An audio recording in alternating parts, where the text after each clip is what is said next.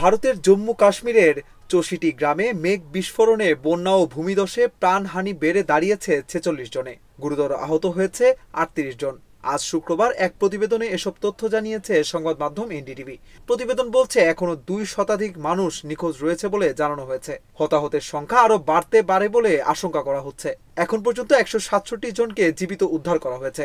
অঞ্চলটি দুর্গম হওয়ায় উদ্ধারকারীরা সমস্যায় পড়তে পারেন বলে আশঙ্কা করা হচ্ছে। ভারতের প্রধানমন্ত্রী নরেন্দ্র মোদী ওই এলাকায় প্রয়োজনীয় সব সাহায্য পাঠানোর আশ্বাস দিয়েছেন। কোনো জায়গায় হঠাৎ ভারী মেঘ জমে খুবই অল্প সময়ের মধ্যে অস্বাভাবিক বৃষ্টিপাত হলে তাকে মেঘ বিস্ফোরণ বলা হয়। এই প্রাকৃতিক দুর্যোগের স্থানটিতে আকস্মিক বন্যার তৈরি হয়। ইন্ডিয়া টুডে বলছে গত ২৫ জুলাই থেকে ধর্মীয় উৎসব ৩০ কিলোমিটার মাছেল মাতা যাত্রা শুরু হয়েছে।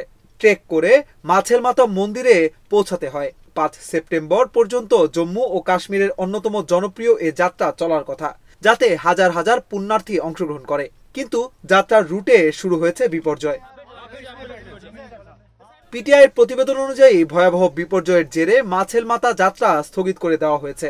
যারা যাত্রাপথে ছিলেন তাদের মধ্যে দেখা দিয়েছে বিশৃঙ্খলা, অনেকে আটকা পড়েছেন। তবে উদ্ধার কাজ শুরু করেছে কর্তৃপক্ষ।